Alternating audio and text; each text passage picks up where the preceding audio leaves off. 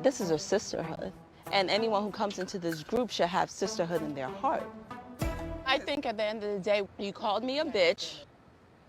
Okay, let's be very clear. You called my mom a witch. You talked about my husband. Your husband tried to attack my husband.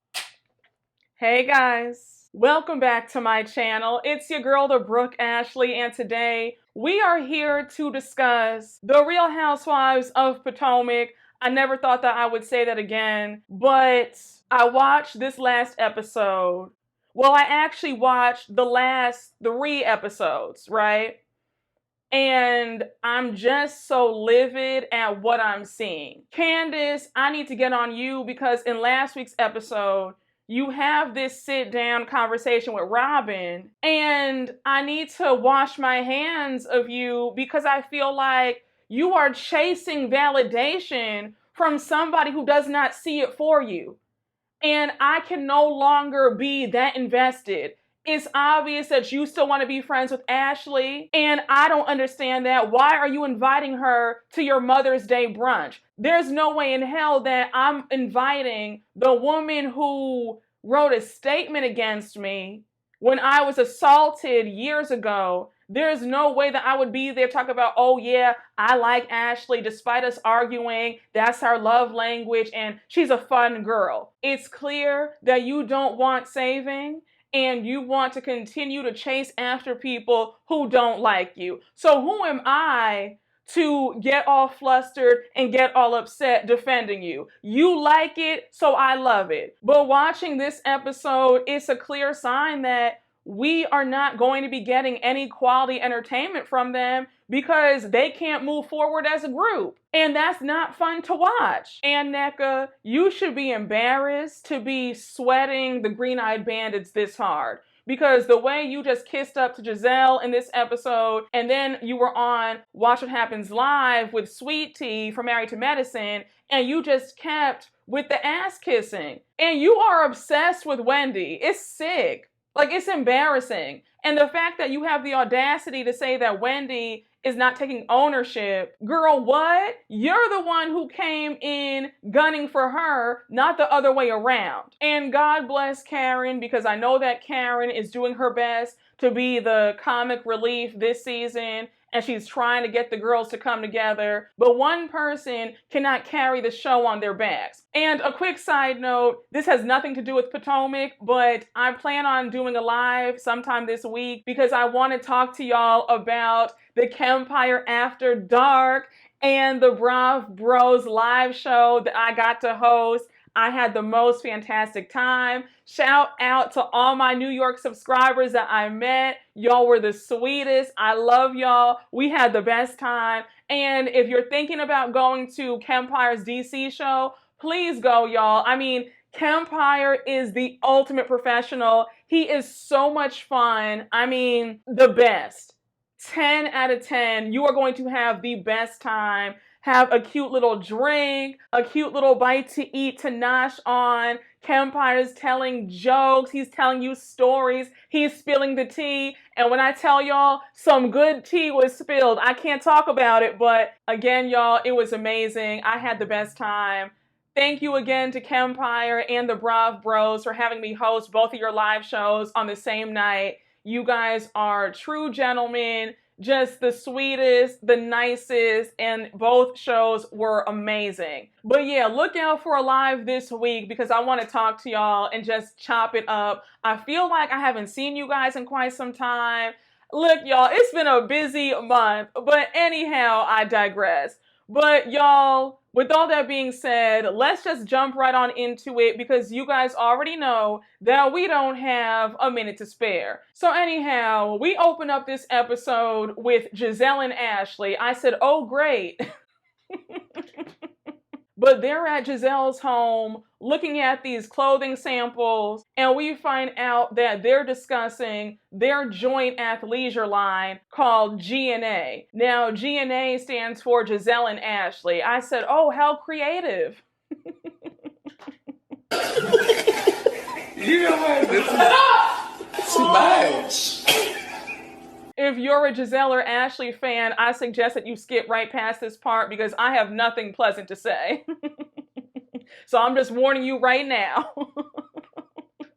So Gizelle says that the line is going to be a mix of Lululemon and Savage Fenty. I said, girl, what? Now, the way Lululemon is priced, they're high-end, quality pieces. And I highly doubt that G&A is going to rival Lululemon on any level. And I don't even think that they're going to rival Savage Fenty either. And also, you two are the worst dressed cast members across all the franchises. So I don't know why on God's green earth you think that it makes sense to go into business to start an athleisure line.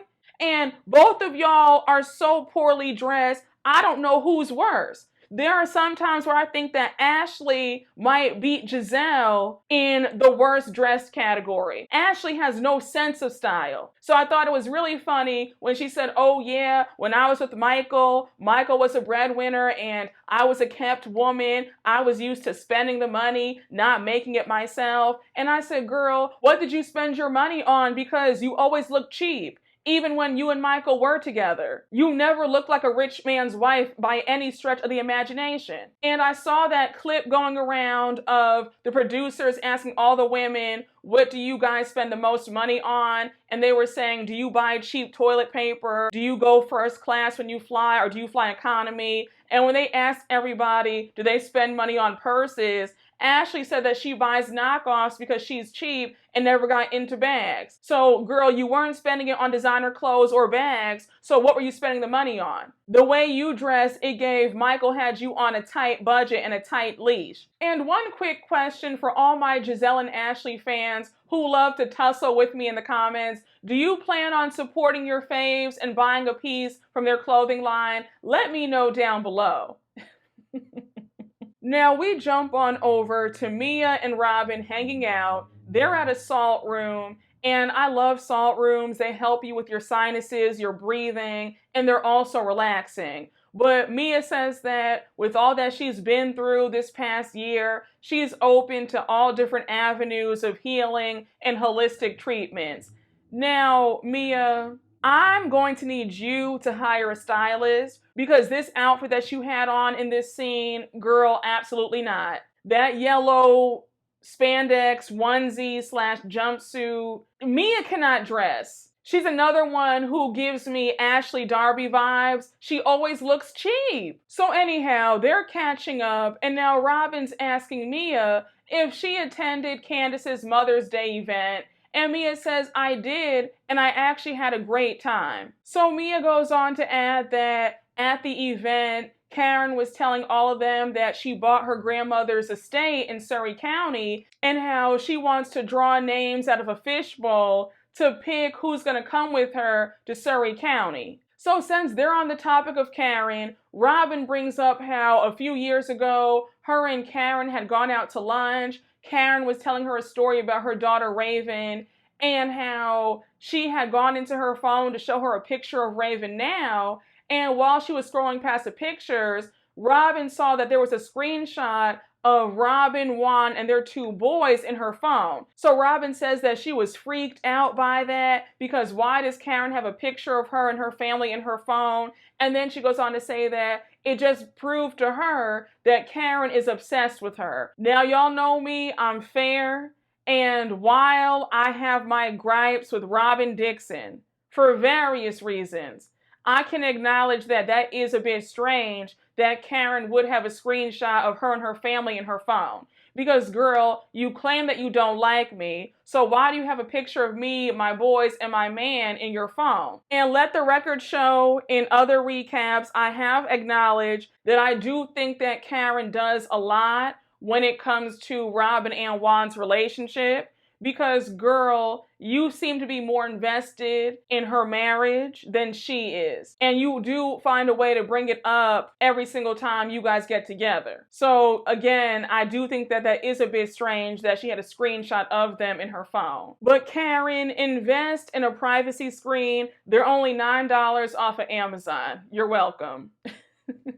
So now you have Mia being shady, saying that Robyn needs to check every room in Karen's house because Karen might have a shrine of her in one of the rooms. I said, y'all, can we please let this shrine stuff go? Because I'm tired of hearing about it.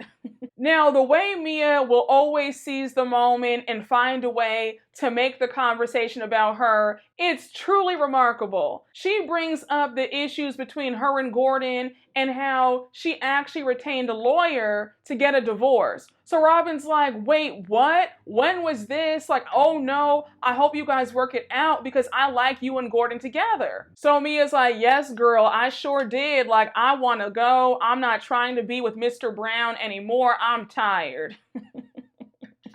So Robyn says in her confessional that obviously when Mia first got with Gordon, she thought that she'd be this kept woman and have this life of leisure, and she sees that that's not the case. Now, anybody could see that. Even Stevie Wonder could see that Mia was only there for the money. I mean, you don't get with a man that you're not attracted to who's 50 years older than you and he's broke. So we all knew that she was with him for the money and the money only. And now that it's gone, she's saying, shout out to everybody, I have fun. Oh! Shout out to everybody, I have fun. I gotta be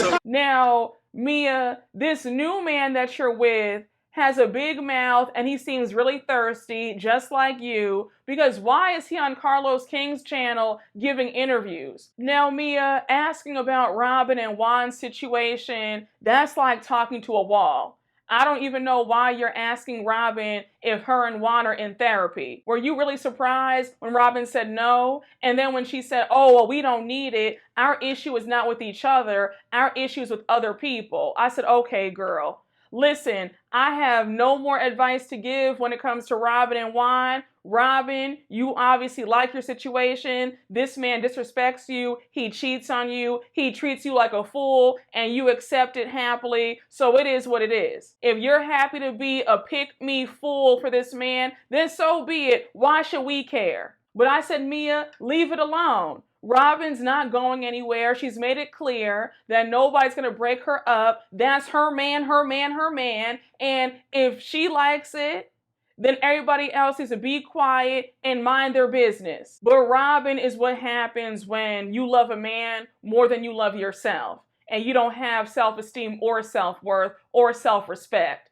And you'll do anything to keep this man, even when he's showing you that he does not want you. Because her bragging about her sex skills and how she swallows, there is no way that I'm bragging about what I'm doing to a man sexually and he's treating me like garbage. But if you enjoy being a dummy for a man, then who am I to judge? So now we jump over to Wendy and Eddie, and they're out on a cute date, and that Jamaican restaurant that they were at looked amazing. My mouth was watering when those drinks came out and that food came out. I was salivating. But anyhow, they're out on their date. Wendy's talking about how overwhelmed she is and how busy they both are, how they're both knee deep in all their projects. Remember that Wendy's starting her own show. And you have Eddie now in the cannabis industry, and he's also an attorney. Now, may I just say this? I'm happy that Eddie is going into this new business. The cannabis business is booming right now. But I find it interesting that when these women get on these shows, now everybody in their family wants to create a new business. Because I'm like, was Eddie thinking about this before she got on the show? I'm just saying. I just find it interesting that now these women get on these shows and now their husbands want a piece of the pie too. And I also caught that comment about Wendy being an investor in his business. I said, no, hold on. If Eddie makes good money as an attorney, he can't use his own money? Y'all know how I feel about women giving men money, even in a marriage. I feel like, like his money is your money and your money is your money. So when I heard that, I just said, all right, like, I remember how Cynthia had invested in Peter's failed restaurant Uptown, and we saw how that went. So I just said, all right, Wendy, okay. But anyhow, Wendy brings up how they're just so busy that Eddie's coming home at 2 a.m. And Eddie's like, well, you're already sleeping. Listen, I understand you guys are both trying to strike while the iron is hot. There's nothing wrong with that. But don't get too caught up in starting new business ventures that you forget about your marriage. Now, I have a quick question. Did anybody catch when Eddie was talking about he told his mom about the Happy Eddie business, and he thought that his mom was going to be upset, like, you're selling drugs? And she actually made a joke like, oh, where are the millions? And I said, I could have sworn that Eddie didn't talk to his parents because they were upset when he married Wendy. Remember how in season 5, we had learned that Eddie's family doesn't talk to him? They didn't come to Cameron's baby shower. So I was shocked to hear that his mom and him actually talked about his business. Somebody let me know down in the comments, because I could have sworn that Eddie was estranged from his family. Now, this short scene with Karen and Ray out on a cute date, and Karen had me cracking up because Ray was trying to look at the happy hour menu, and Karen said, no, sir, we need to go on the main page of the menu where the prices say, I love my wife. Now, not a whole lot happened in this scene, but we do see Karen bring up how she's excited that she bought her grandmother's farm in Surry County, and she wants to invite some of the women with her because she didn't have, I guess, liability insurance. It only covers a certain amount of people in the house at the same time. So she can only invite some of the women in the group and not all of them. So she says, I'm going to invite Gizelle, Ashley, Candice, and Wendy. So she sends out the group text. And of course, you have everybody saying that they'll be there except for Gizelle. Gizelle sends a text saying, Karen, I love you, but I won't be attending. And this is why I stand by what I said about Gizelle needs to be off this show. Gizelle is one of the main people holding this group back. Her being unwilling to even film a scene with Wendy and Candice, it clearly shows that she's trying to ice them out.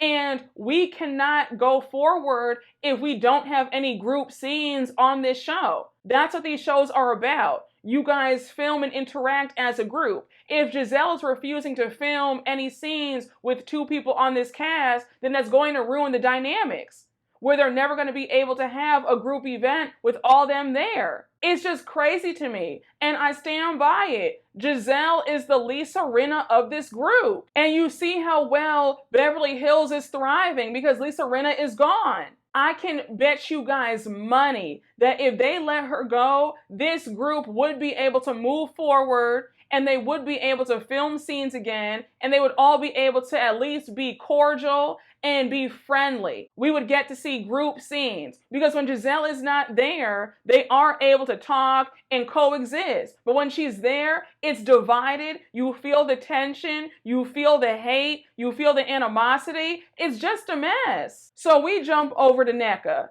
Nneka is in her brand new home in Potomac, and Gizelle comes over. So she gives Gizelle a tour of her brand new home, and you have Gizelle saying that she really likes Nneka, how Nneka is intelligent, and she's a great fit to this group. Now, it's not lost on me that Nneka is going against Wendy, and she's also doing her dirty work by spreading all this nonsense about shrines and voodoo about Wendy and Wendy's mother. So miss me with all this, oh, I just like her so much, she's just so great, she's a great fit, and I just really enjoy her company. Girl, why do you enjoy her company so much? Is it because she's willing to do your bidding? Is that what it is? And is it just me, or does Nneka always sound like she's annoyed? She doesn't seem like a pleasant person. And I know it can't be me, but she just always seems like she's irritated by something. Her personality leaves a lot to be desired. So Nneka finishes giving Gizelle the tour of her home, and now she brings up how Karen gave her a tour of Potomac the other day. They drove around and Karen showed her all the hot spots to go in Potomac. So now Nneka says that Karen low-key tried to shade her because she said that her home is in North Potomac and Karen is in Potomac. So Gizelle says, now why is Karen trying to shade you on anything when at the end of the day, you're an owner and she's in a rental? Points were made because I thought the same thing. Whether Nneka is in North Potomac or Potomac, it doesn't matter because she is a homeowner, and Karen has been in that rental for what, 3 years now? And Karen, I have to ask you a question. If Ray's money is back on the up and up, and your money is long, since you've been on this show now for 8 seasons, you have the candle line and your perfume that are doing well in Bloomingdale's, then how come you're still renting and you're not owning? And also, Karen, does it really matter when nobody else on this cast lives in Potomac? You have Ashley in Arlington, Wendy and Eddie are in Baltimore. I think Robyn and Juan are also in Baltimore. Gizelle and Mia are in Bethesda. Candice, I don't think, is in Potomac either. So again, at least Nneka is in Potomac. I'll give her that. So they go outside on Nneka's deck to talk, and now we see Charisse arrive with some flowers and champagne. So now Gizelle updates Charisse on the shade that Karen threw, and Charisse says, oh, she said that?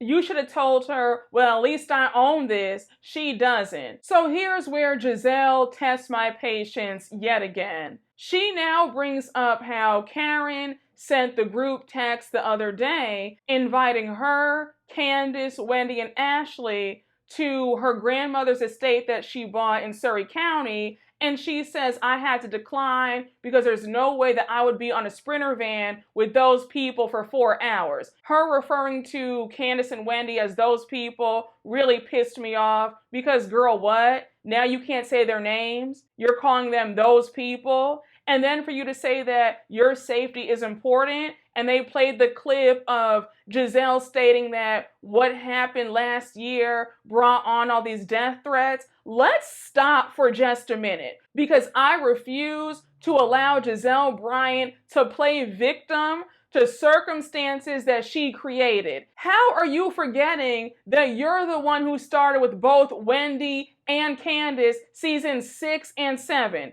In season 6, Wendy was angry at you because you brought up the rumors about Eddie cheating on her and having some side baby, and then you had the audacity to twist your mouth and say, is that the reason why you got your body done, because of these rumors about your husband allegedly cheating on you?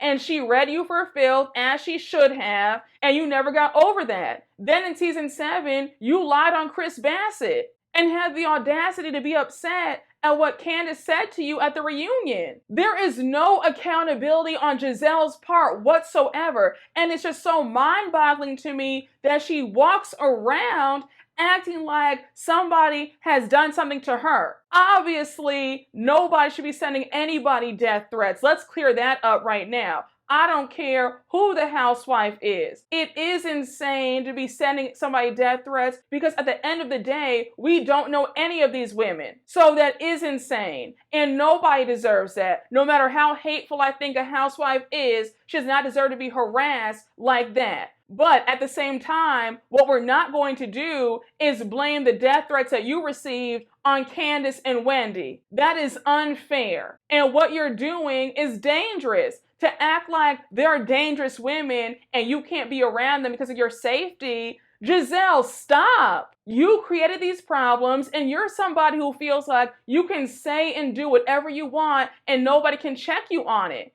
And then when you do get checked, now you want to play victim and say, oh, I don't like them. I want them away from me, and they're dangerous people, and I don't want to be around them for my safety and my sanity. Again, how dare you? You do not get to harass people, lie on people, spread false narratives, and then play victim. And another reason why Gizelle needs to be off this show, because you're supposed to be able to film with everybody on your cast, even if you guys are beefing. There's an unspoken rule that you should still be able to be around them even if you don't speak.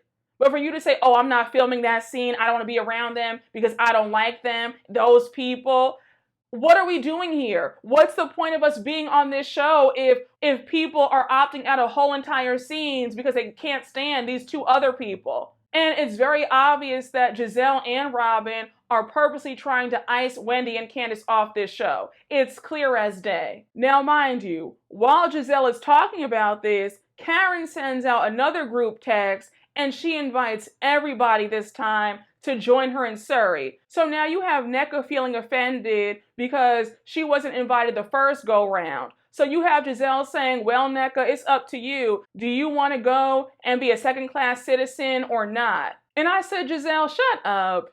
Let her make that decision for herself.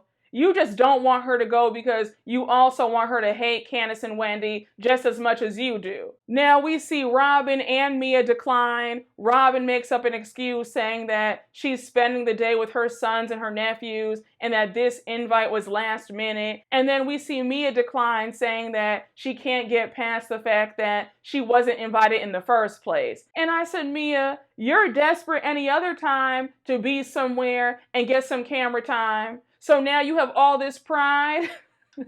So now it's the day of Karen's day trip to Surry County, and we see Nneka, Wendy, Candice, and Ashley show up. So they get on the Sprinter van, and Karen says that she's shocked that Gizelle didn't come.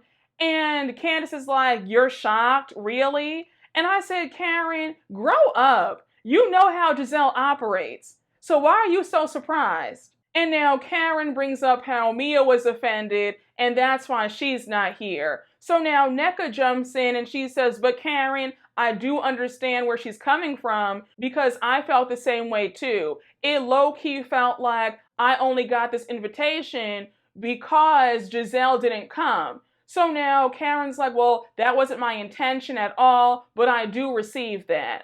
Now, Nneka, obviously you weren't that offended because you're on that Sprinter van to go. Because I can assure you that if I felt like I was an afterthought or I was a second option, I would not be there. But that's just me. So now Wendy interjects and she brings up how Eddie's going to be hosting a Happy Eddie event where they're going to learn how to roll joints and do all this stuff. You have Ashley saying that she's shocked because she always thought that Eddie was straight-laced. So Candice is here for it. She loves some weed. She's like, I'll be there. And I love the shade that Wendy threw when producers asked her, oh, are Nneka and her husband, are they invited to this as well? And she was like, next question. Now, it low-key felt like Nneka was being a copycat because now she brings up how she wants to have an unpacking party and she invites all the ladies, including Wendy. So Wendy is staring at her phone. She's not paying Nneka any mind. And now you have Ashley instigating and she's like, Wendy, she invited you. Are you going to go? And Wendy's like, yeah, I mean, I heard her, like, okay. And I just said, Ashley, shut up. You're the one who started all this drama between them in the first place, and now you want to play peacemaker, acting like Wendy's being petty? Like, girl, stop. And Wendy was absolutely correct when she said, we're skipping over 20 million steps. Because the fact that Nneka has not even apologized to Wendy for what she's done, but now she wants to invite her to her home. Also, Nneka, there's no way that I'm inviting somebody who I cannot stand and I accused of doing voodoo and witchcraft on me and my family. If I felt that strongly about Wendy, I would not have invited her to my home. Also, sis, you have skipped 20 million steps because where is a sit-down conversation one-on-one between you and Wendy? You can't go from you're a bitch, your mom's a witch, she does shrine and voodoo on me, but yet come over to my house to bless my new home. Like, girl, again, what's not clicking? Where do we do that at? Because I'm confused. You sat up there and laughed at me, called me everything but a child of God in front of Gizelle, Robyn, Ashley, and the group. You've embarrassed me several times, but now you want to invite me to your home? But Wendy, let me quickly point this out though, because this energy that you have towards Nneka, I love it. But I wish that you had kept the same energy towards Mia, because there's no way in hell that I'll be king with Mia ever again after she threw that drink in my face. Mia has yet to give you a real apology. She gave it to you at BravoCon, but that was already a year too late. But I'm just saying, in this season, we have yet to see her give you an apology, but yet you're in her face, smiling, showing all 32 teeth. I just wish that you had kept that same energy towards Mia as well. But the way I fell out, because you have Candice now asking Ashley how she's doing, and Ashley's like, oh, I'm doing great. Me and Gizelle are starting an athleisure line called G&A. And the way Wendy and Candice said, excuse me, what? Like, come again? Wendy said, is this an April Fool's joke? You and Gizelle? Close? So now you have Ashley saying, oh my gosh, no, it's athleisure. And also you guys are hating and Wendy's a big hater. I said, girl, let's be very clear. Nobody is hating on you. Ashley, do not ever fool yourself to think that somebody wants what you have. Not in this lifetime or the next. Girl, you and Gizelle cannot dress. So again, girl, hating on what? Hating on this? But this is why Ashley and Gizelle get along so well. They are both severely delusional. Now, can somebody tell me the name of this gas station that they all stopped at? Because Candice and Wendy got some margaritas and Wendy was good and lit. So they finally arrived to Karen's grandmother's home and we find out that it's 104 years old. Karen shows them where her grandmother used to press her hair before church every night. We see that her Aunt Val is there, the Reverend is there, and we see them give a tour of the house, and now the Reverend blesses the home. Now let me just say, while I don't find this storyline to be so interesting, I do think that it is a blessing and very beautiful that Karen was able to purchase her grandmother's home. And the fact that there's so much history, her great-great-grandparents were slaves, and the fact that she's able to now purchase this home, that's a piece of history,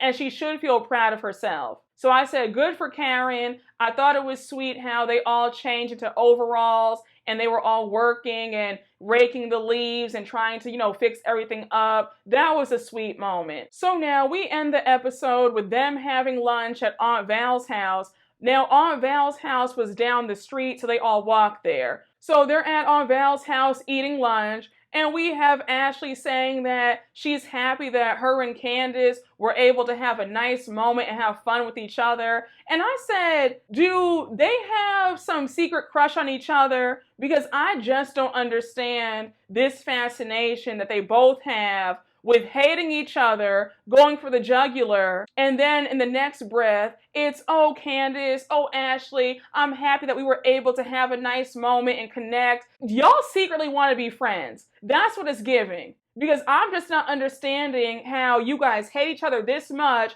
but you guys can't seem to just let go of each other. It's weird. But I saw a few people on Twitter say that Ashley and Candice have it right, where they are able to move past things no matter how low things get. And that's what Gizelle should be able to do. And that's why the show is so stale, because Gizelle refuses to be woman enough to be cordial to people that she's wronged. So Ashley goes on to say that if her and Candice can be in a good place, she hopes that Nneka and Wendy are able to move forward. And Ashley, what don't you get? They can't move forward until Nneka takes accountability and apologizes for what she's done. And also, Ashley, until you apologize for the fact that you started all this mess, they're not going to be able to sit down and see eye to eye. So Wendy's not here for it. She says, look, I'm here for Karen because I love Karen. And at the end of the day, when somebody new does join this group, they're supposed to come into this group with sisterhood in their hearts. And Nneka called me a bitch. She called my mom a witch. Her husband attacked my husband. And once again, Nneka takes no ownership. She says, well, I did call you a bitch, but you can't curse at me first. So Wendy says, I didn't curse at you. I used a curse word when I spoke to you. There's a difference. So Wendy goes on to say, look, you inviting me to your home does not absolve you of what has happened. We've skipped past steps A and B. Like we went all the way from A to Z, and Wendy's right. And I see folks saying, oh, Wendy's being petty. She's holding a grudge. Just get over it. Are you kidding me? If somebody called you all these names, accused your mom of voodoo and all this stuff, and is trying to malign your name to this group, you would feel a bit salty too. You wouldn't be so quick to forgive. So let's not do that. Wendy has every right to be upset. And until Nneka gives her a clear apology, then I would continue to pay Nneka dust. You don't get to call me whatever you want to call me, treat me poorly, And now you want to say, okay, girl, get over it because I want to be cool with you. That's not how this works. And Nneka, you trying to play the victim saying that Wendy declining your invitation is a closed door. Baby, you brought this on yourself. And you will not sit up here and act like Wendy is the bully. And on Watch What Happens Live, you sounded crazy saying that Wendy needs to take ownership. You have not owned up to anything. Bravo. Please let Nneka be a one and done, because she brings nothing. Her attitude is stale. There's no accountability.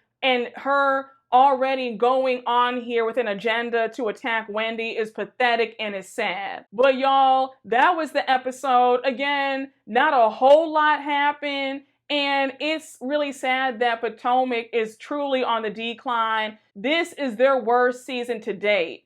And that's saying a lot when we have season 5. But somebody please get on the line and make the necessary changes, because this formula ain't it. But guys, thank you again for watching. I hope you all enjoyed, and you already know what to do. Please make sure to like, comment, and subscribe, and I will see you all later.